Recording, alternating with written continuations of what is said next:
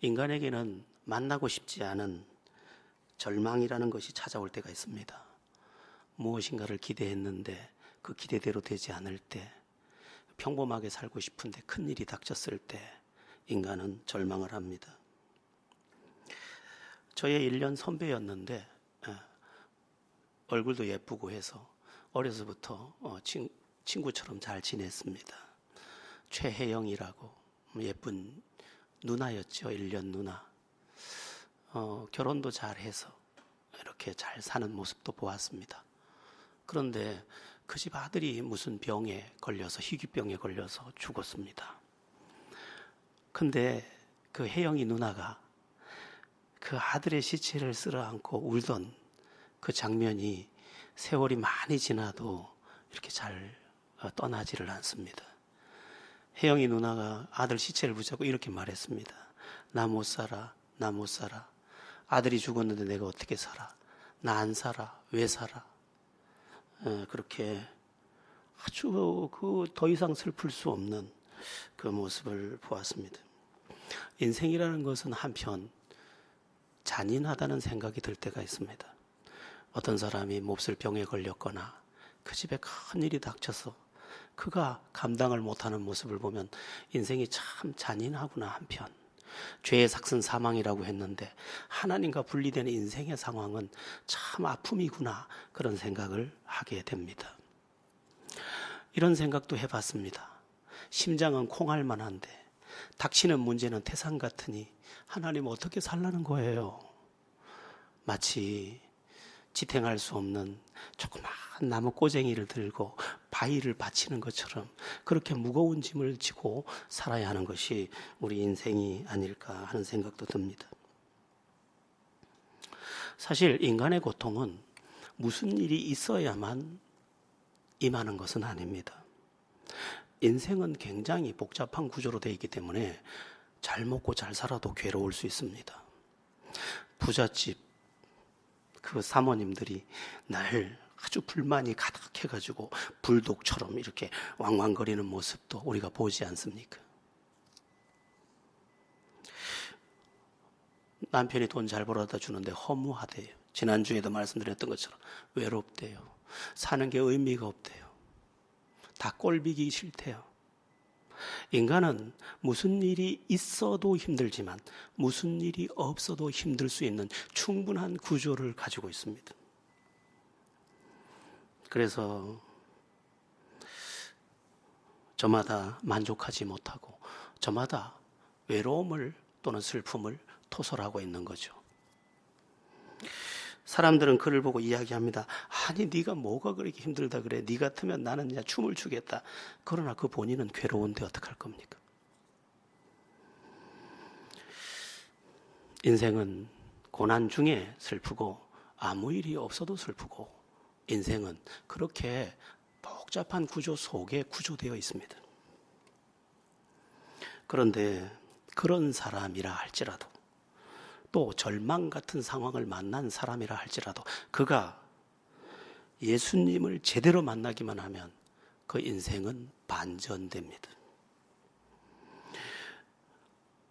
예수님은 길이고 진리고 생명이기 때문에 그의 인생에 새로운 길과 또한 진리는 답이라는 말이니까 답을 주시고 또한 생명이라는 말은 조회라는 단어를 썼는데 내가 스스로 느끼기를 가치 있다고 여기고 또는 영원한 생명과 잇대어 있는 끝나지 않는 생명을 말하기 때문에 생명이신 그분과 접붙임이 되는 그 순간 요만한 능금이 사과 나무에 접붙여질 때 큰 사과가 되는 것처럼 그리스도의 풍성함이 우리 안에 임하게 되는 것입니다.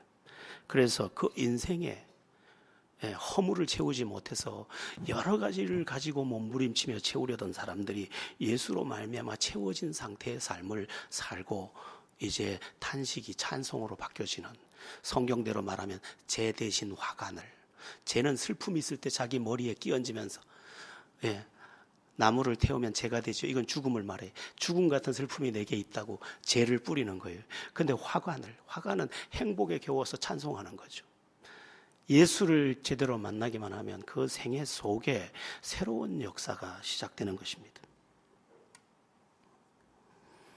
예수 사건이 우리 안에 필요한 거죠. 제가 오늘 아침에 예수님이 여기 계시다면 어떻게 말씀하실까? 여러 생각을 하는 중에 예수님은 자기를 부인하실 수 없었기 때문에 이렇게 말씀하실 것이라고도 생각해 보았습니다. 나를 믿어야 하느니라. 내 안에 행복이 있느니라. 내 안에 평안이 있느니라. 내 안에 길이 있느니라. 내 안에 모든 것이 있느니라. 1%의 거짓도 없는 참 진리로 아주 나직하지만 분명하게 당신을 선포하셨을 것이라고 생각되었습니다. 왜냐하면 당신은 말해야 하거든요. 왜냐하면 당신이 사실이 그러니까. 여러분 그렇습니다. 예수를 만나기만 하면 그 생애는 새로운 생애로 변화되게 되어 있습니다. 오늘 본문이 그런 이야기입니다. 우리는 오늘 본문에서 아주 슬픈 여인을 만나게 됩니다. 어떻게 살았는지 모르겠는데 남편이 일찍 죽은 것으로 보입니다. 그리고 일찍 죽었기 때문에 자식은 하나밖에 없었습니다. 그 외아들이 또 어느 정도 커서 그를 기댈만 할 때쯤에 그 아들이 이제 죽은 겁니다. 청년이라고 돼 있었으니까 아들 하나 낳고 얼마 있다가 남편이 죽었을 가능성이 많습니다. 그렇지 않으면 둘을 낳았겠죠. 그런데 이제 그가 청년이 돼서 그와 함께 살만해질 즈음에 이 아들이 죽은 것입니다. 그러니까 제가 조금 전에 말씀드렸던 제 고향 누나처럼 나 못 살아. 살기 싫어. 살면 뭐래. 이것은 그냥 하는 말이 아니라 가슴에 녹물이 흐르는 더할 수 없는 슬픔이 흐르는 외침이었을 것입니다. 그러나 죽은 자식은 곁에 둘 수 없기 때문에 이제 그를 장례 지내러 장례 행렬을 따라갈 수밖에 없는, 아무리 울어도 아무리 탄식해도 아무리 통곡해도 자식의 장례식은 안 치를 수가 없기 때문에 그저 지금 장례 행렬을 따라가고 있는 거죠. 제가 목사다 보니까 장례식을 많이 이제 보게도 되고 치르게도 되고 집례도 하고 그런 일이 있지 않겠습니까? 영락공원에 한번 장례식을 집례하러 갔다가 장례식 집례가 다 끝나고 나오다가 아주 슬픈 여인 하나를 만났습니다. 나이가 한 40살이나 됐을까? 까만 소복을 입고 세상에서 가장 비참한 모습으로 걸어가고 있는데 왜 더 비참해 보였느냐? 운구 행렬에 이 여인 하나밖에 없는, 둘도 없어요. 혼자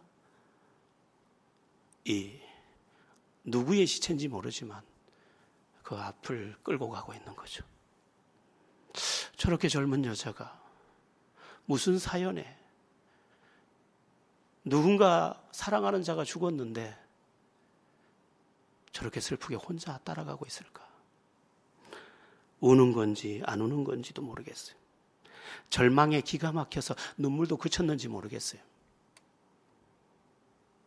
기가 막히면 눈물도 가슴에서 흐르는 것이지 눈에서는 흐르는지도 모를 수 있는 것이거든요. 아마 이 나인성 과부의 지금 형편이 그랬을 겁니다. 더 이상 슬플 수가 없어. 하늘이 무너져도 이럴 수는 없어. 가장 큰 비극 앞에 통곡을 해도 소용없고 그런 아주 비극의 행진을 하고 있는 것입니다. 그러나 이야기는 반전됩니다. 우리는 이미 성경을 다 읽었기 때문에 그 결론을 알고 있습니다. 그 결론이 뭡니까? 예수님을 만나서 아들이 다시 살아났고 이 여인의 인생이 다시 회복되었다. 그것입니다.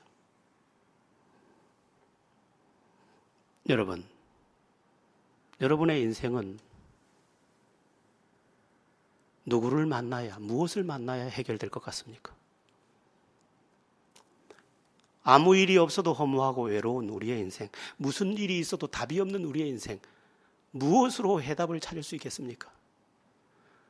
외국 여행을 연 2회 다녀오면 되겠습니까? 아니면 스위스에 가서 한 계절을 나고 오면 되겠습니까? 아니면 여러분이 가장 그리워하는 누군가와 함께 며칠을 보내면 되겠습니까?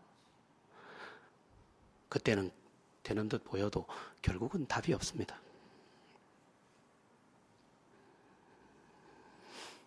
이 여인에게는 다른 게 아무것도 백약이 무효예요.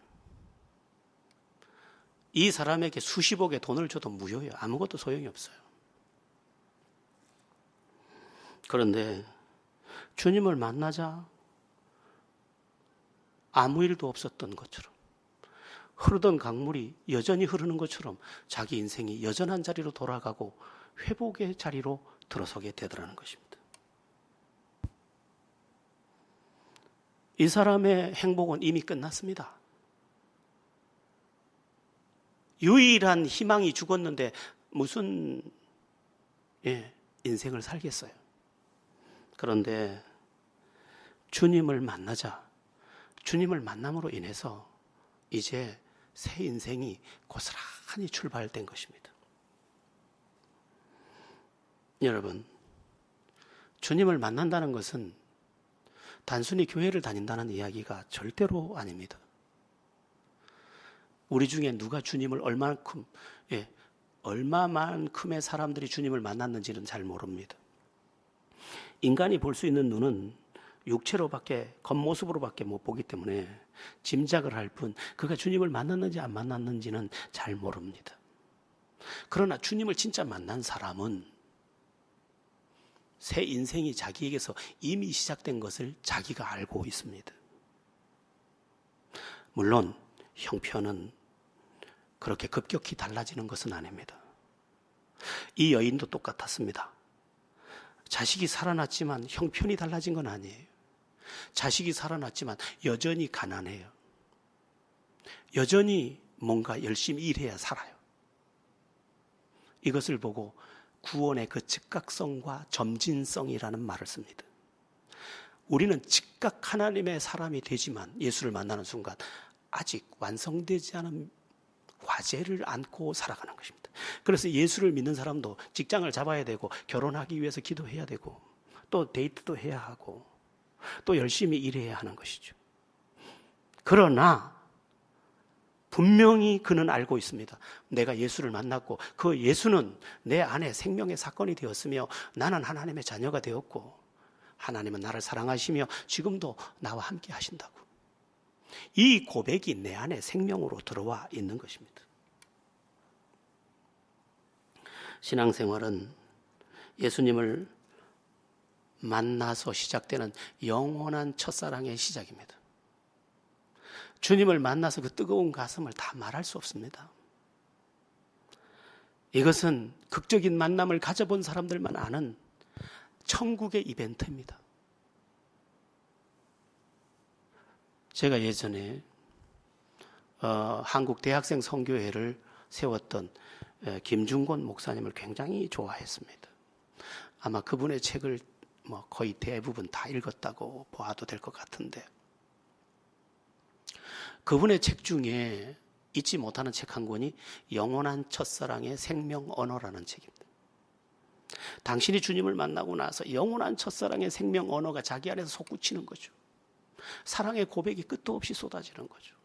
형편은 어렵고 곤란한 지경을 겪기도 하지만 내 안에 있는 예수의 생명만큼은 분명하게 선포할 수밖에 없는 자기의 생애더라는 것이죠.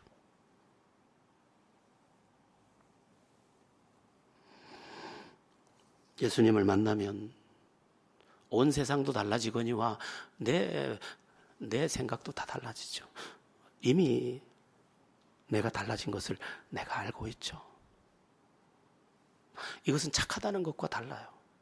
이것은 열심히 믿는다는 것과도 또 달라요. 봉사한다는 것과도 또 달라요. 이것은 생명이 태어났다는 문제거든요.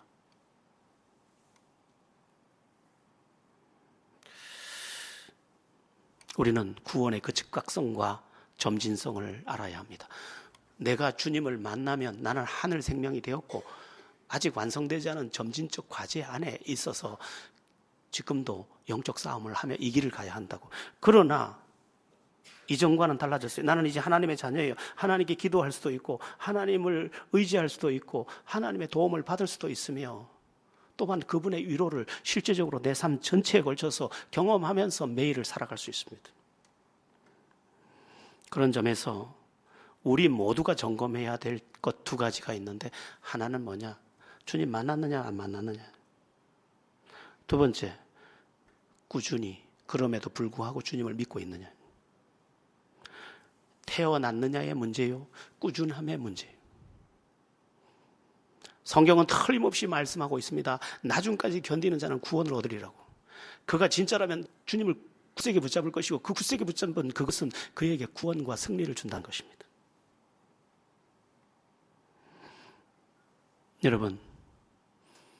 여러분이 하나님의 사람인지를 먼저 확인하시고 그 다음에 이 평범한 날을 하나님의 사람답게 꾸준히 살아갈 줄 아는 여러분 되기를 축원합니다.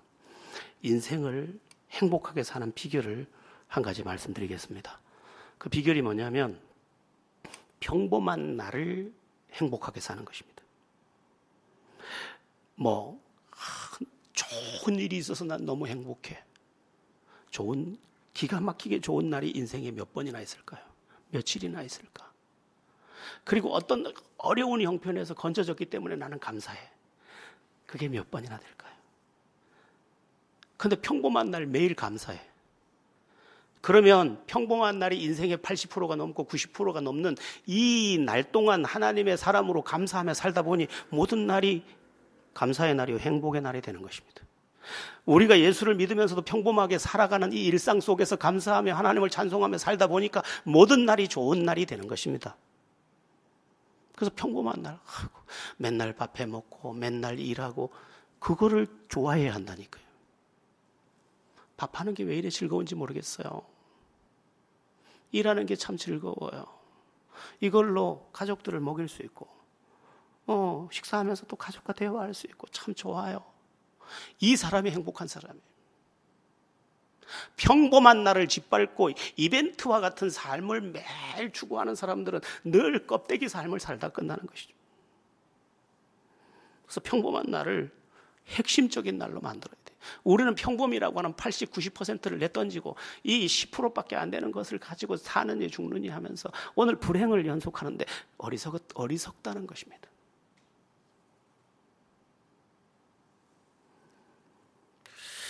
여러분의 신앙이 다시 태어났는지 확인하시고 평범한 날을 감사하며 살고 있는지 점검하십시오. 그리고 평범한 날 동안 내가 더 하나님의 사람이 되려는 거룩한 열정을 가지고 사시기를 축원합니다. 중요한 것은 죽은 아들이 살아났는데 죽은 아들이 살아나는 과정입니다. 완전히 끝났던 인생이 다시 소성케 되는 그 과정이 무엇인지 잘 보자 이 말입니다. 우리 다 함께 13절, 14절 두 절 말씀을 함께 보겠습니다. 13절, 14절입니다. 합독합니다. 주께서 과부를 보시고 불쌍히 여기사 울지 말라 하시고 가까이 가서 그 관에 손을 대시니 서는지라. 예수께서 이르시되 청년아 내가 내게 말하노니 일어나라 하시매. 아멘. 예수님께서는 절망과 슬픔에 빠진 여인에게 다가가서 울지 말라 하시고 그 상여를 멈추어 세우셨습니다. 이것을 영적으로 해석하면 이런 뜻입니다. 너는 잠시 울음을 멈추고 내 말 좀 들어봐라. 무조건 절망만 하지 말고 내 말 좀 들어봐라. 그 말씀입니다. 이 부분을 우리는 그냥 지나치기 쉬운데 아주 중요합니다. 우리의 형편이 극도로 어려워지면 아무 말도 들리지가 않습니다. 어쩌면 이 말 저 말이 아무 소용이 없을지도 모릅니다. 사람들이 이렇게 해봐라 저렇게 해봐라 이러면 된대 저렇게 한대 아무 소용이 없습니다. 사실 사람들이 와서 하는 위로는 위로가 되지 않습니다. 뭐 이렇게 위로했다고 칩시다. 그래, 사람은 언젠가 다 죽는데 조금 빨리 죽었다고 생각해. 그 말이 위로가 되겠습니까? 하나님의 위로가 아닌 인간의 위로는 와서 도리어 그 아픔을 더 찌를 뿐입니다. 이미 죽었는데 어떻게 하겠니? 좀 너라도 살아야지. 그 말도 위로가 안 됩니다. 너무 슬퍼하지 마. 산 사람은 다 산대. 그 말도 위로가 안 돼. 아무 말도 실제적인 위로가 될 수 없어요. 그러나 주님의 말씀은 그렇지 않습니다. 주님의 말씀은 전혀 다릅니다. 천지를 창조하신, 말씀으로 창조하신 그분의 입의 말씀은 전혀 다릅니다. 듣는 자는 살아나리라 하는 말씀이 내 귀에 들리는 순간 달라지는 것입니다. 슬픔을 멈추고 내 말 좀 들어봐 쓸 겁니다. 근데 이분은 본래 히피였습니다. 말이 좋아서 히피지, 노숙자, 거지였습니다. 그런데 더 심각한 것은 그에게 있는 심각한 우울증입니다. 우울증이 아주 심했습니다. 그런데 그가 어느 날 이후에 이분은 크게 변화되었고, 가장 영향력 있는 한인교회, 그리고 선교, 세계 선교에 아주 그 주역이 되는 그런 엄청난 하나님의 사람이 됩니다. 우리가 미국을 잘 몰라서 그런데 젊은 날에 미국에서의 가출은 정말 위험하다고 합니다. 통계를 보니까 가출한 청소년의 80%가 집으로 돌아오지 못합니다. 그 80%가 자살로 죽고 또 누구에게 살해되거나 교도소로 간다고 합니다. 그런데 김원기 목사님은 그 위험한 곳에서 그 복음 전하는 사람들의 그 예수, 정말로 피가 쏟아지듯이 당신이 만났으니까. 하나님의 말씀은 그렇습니다. 여러분, 여러분에게 슬픔이 있습니까? 허무합니까? 외롭습니까? 이제 세상 소리 그만 듣고 주님의 음성을 들으십시오. 그 음성이 실제로 하나가 딱 들어오면, 오늘 잠깐 설교하는 중에도 주의 말씀이 하나 믿음으로 내 안에 쑥 들어오면 그게 와서 여러분의 생명이 됩니다.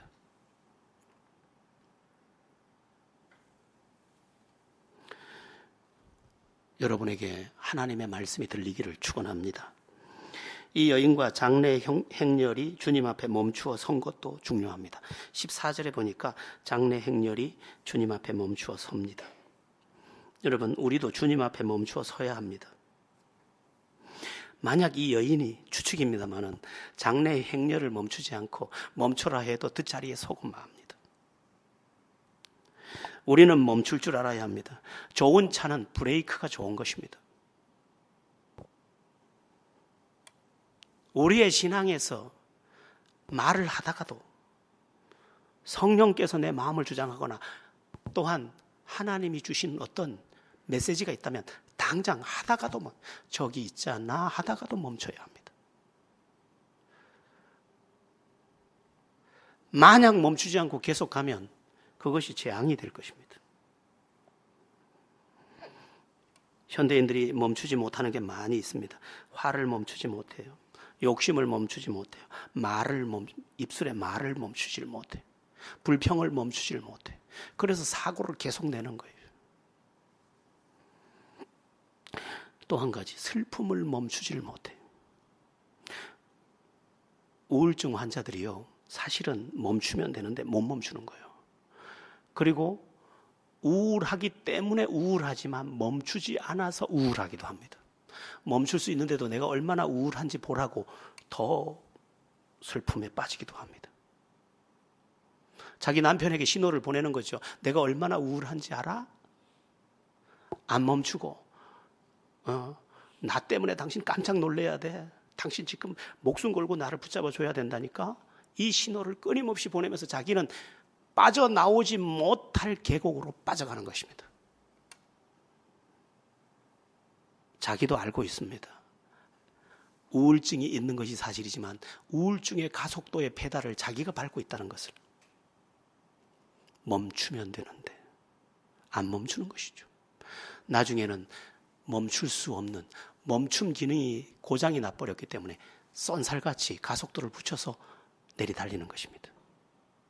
처음에는 가족들을 위협하기 위해서 죽는 신용을 내다가 나중에는 진짜 죽기도 하는 것입니다.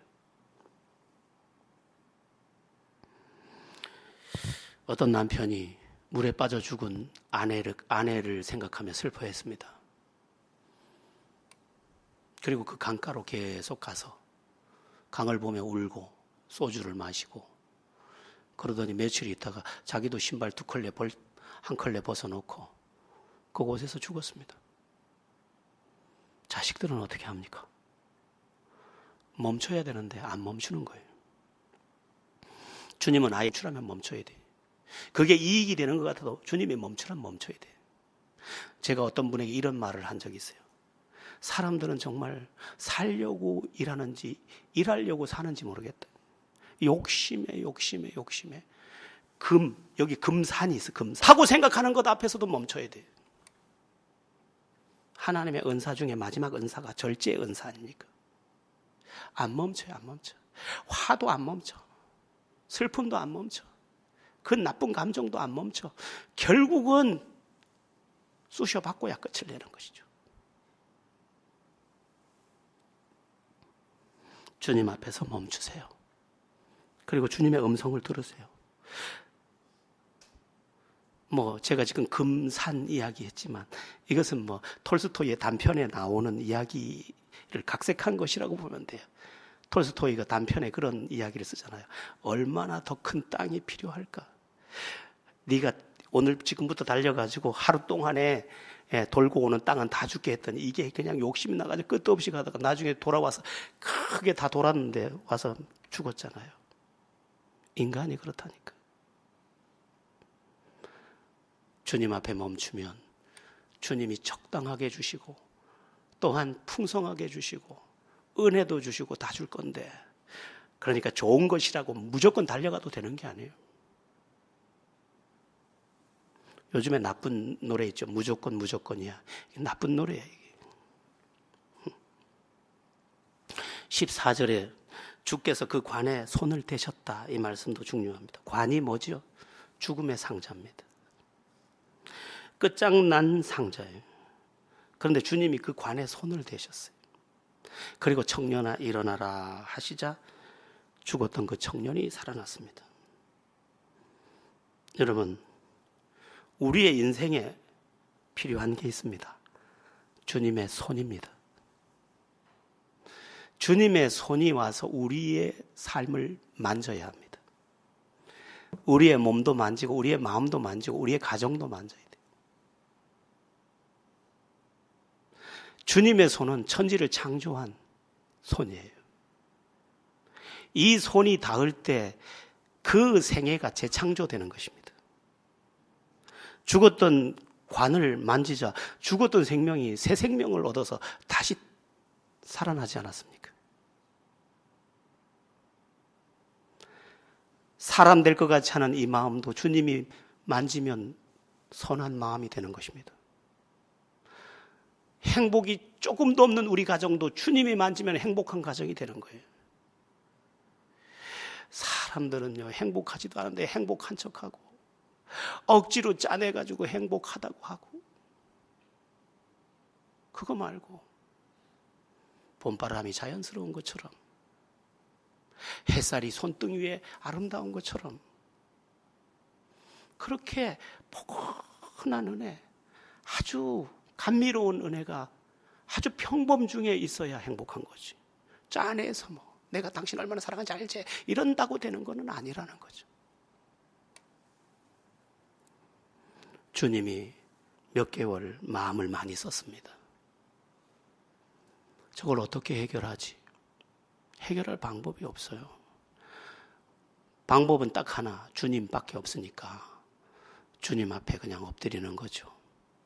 그러다가 어느 날 제가 이 부분을 생각하게 된 거죠.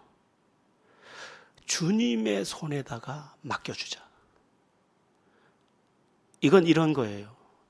어떤 아이가 장난감 조립 장난감, 뭐 레고라든지 장난감을 조립하다가 밤새도록 맞춰도 못 맞추고 아침에 일어나서 이른 아침에 아빠 이것 좀 해줘요 하고 갖다 맡겼더니 아빠가 그 설계대로 아주 멋지게 만들어서 내 머리맡에 놓는 것 같은, 나의 레고를 전능한 아버지 하나님의 손에 올려드려야겠다. 그래서 이렇게 생각한 거죠. 아버지 하나님, 3, 4층에 해결 못하는 이 문제를 아버지 손에 올려드립니다. 아버지가 만지셔서 아버지가 이루어 주옵소서. 그러고 나서 평안이 내 마음에 들어오기 시작했습니다. 내 마음이 쉬는 것을 비로소 내가 보게 되고, 또한 하나님이 하실 것이라는 기대가 내 안에 소망으로 솟구치기 시작했습니다. 그래서 아버지가 만드실 것이니까, 아버지가 조립하면 되는 거니까. 제가 어릴 때 토끼장을 만드느라고 손을 찧어가면서 못을 박다가 안 됐는데 아버지가 가져가서 2층으로 토끼장을 만들어줬던 그 기억처럼, 우리 아버지 하나님 앞에 이 문제를 맡겨서 올려드렸을 때 아버지가 만드시면, 천지를 창조한 그분의 손이 만드시면, 우리는 1층짜리 토끼장을 지으려고 했는데 더 멋진 침실까지, 토끼 침실까지 만들어주는, 그렇게 만들 수 있는 내 육신의 아버지보다 더한 하늘 아버지가 이 일을 이루신다는 것입니다. 관, 그것은 죽음의 상자예요. 그런데 천지를 창조하셨던 삼위일체 중에 제2위 되시는 성자 예수님이 손을 얹자 청년이 살아나게 되었습니다. 예전에 많이 부르던 이런 복음송이 있습니다. 주는 토기장이 나는 진흙, 날 부르소서 기도하오니. 진흙이 아무것도 아니지만 그 손에 잡히면 위대한 작품이 되어 나오는 것처럼, 주께서 이 진흙 같은 나를 만지고 이 상황을 만지면 토기장이 되신 주님께서 그 쓰기에 합당한 그릇을 만들어내듯이 주께서 일하실 것을 기대하게 된 것이죠.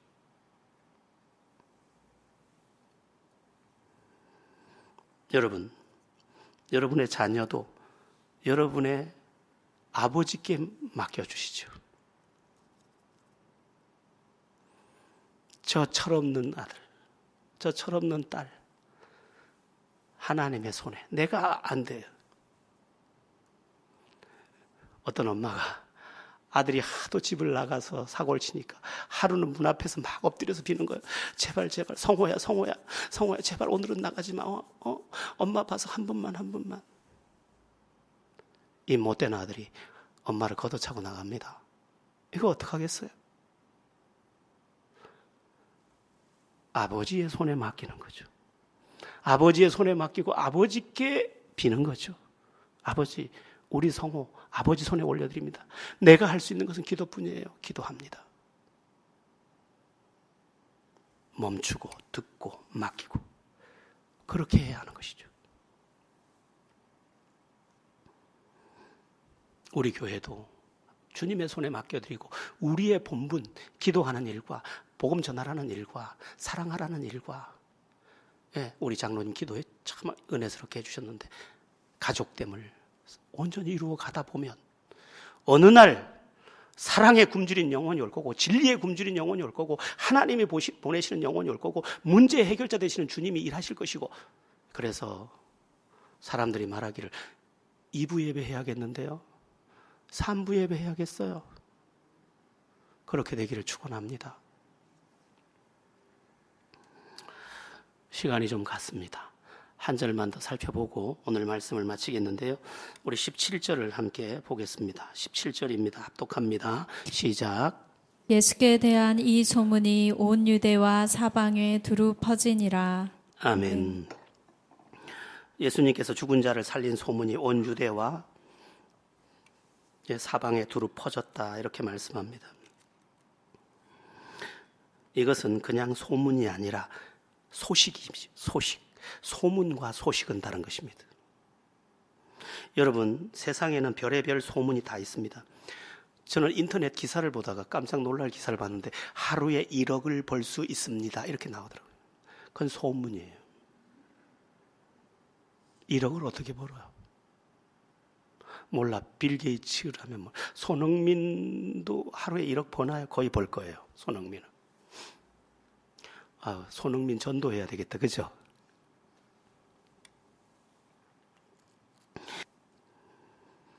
주님에 대해서 듣고 배우고 알게 되면 주님 안에서 세상이 도무지 알 수 없는 신령한 은혜를 내가 누리게 되는 것입니다. 저는 저를 점검해 봐요. 예수를 처음 믿던 그날부터 지금까지 늘 잘 살펴봐요. 그리고 얻는 결론이 그거예요. 나는 힘이 없을 때 나의 지나온 날들을 돌아봐요. 가파른 산을 올라간 뒤에 뒤를 돌아보면 저 길을 올라온 내가 기특하듯이 수십 년 신앙의 여정을 살펴봐요. 그리고 저는 살아나요. 항상. 왜? 믿으면 믿을수록 더욱 사랑할 수밖에 없는 주님이시기 때문에. 세상의 소문은 그럴듯해도 가보면 다 아무것도 아니에요. 여러분, 맛집이라고 가보세요. 맛 없어요. 그러나 주님의 생명의 자리에 나온 사람들은 이후에도 말하게 될 거예요. 오직 주님을 사랑한다고. 여러분, 세상 소문에 너무 속지 마세요. 아름답다고 하는 그 모든 이야기에도 너무 속지 마세요. 진정한 행복과 평화는 주님 안에 있어요. 이 소식이 내 영혼에 도착해야 하는 것이죠. 돈이라는 그럴듯한 이름에도 너무 속지 마세요. 돈은 필요이지 하나님은 아니에요. 하나님 안에 오세요. 하나님이 얼마나 답답하셨으면 금도 내 것이고 은도 내 것이라고 주님 말씀했겠어요. 내 안에 다 있단다. 부도가 나고 도망을 다니다가 갈 데가 없으니까 대한민국에서 제일 멀리 도망가야 뭐 어디 오겠어요. 양산 통도사 어느 암자에 들어가서 숨어 지내다가 저 밑을 보니까 언양 쪽에 십자가가 보이는 거죠.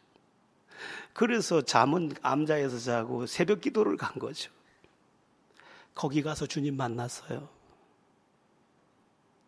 그리고 다시 엎드려서 참전 회사를 세우고 쓰임받고 있는 거죠. 망한 문제, 답답한 문제, 더 이상 답이 없어 보이는 문제는 주님을 만나는 통로예요. 여러분들 모두 주님을 만나세요. 뜨겁게 만나세요. 그리고 평범한 날에 주님을 더 사랑하세요. 그리고 평범한 날에도 감사하며 행복하세요. 주님은 우리에게 말씀하십니다. 울지 말라. 이 말은 내가 내 눈물을 다 닦아주마입니다. 내 눈물을 닦아주시는 주님을 온전히 붙잡고 눈물 없는 찬송의 삶을 정복하는 여러분 되기를 예수의 이름으로 축원합니다.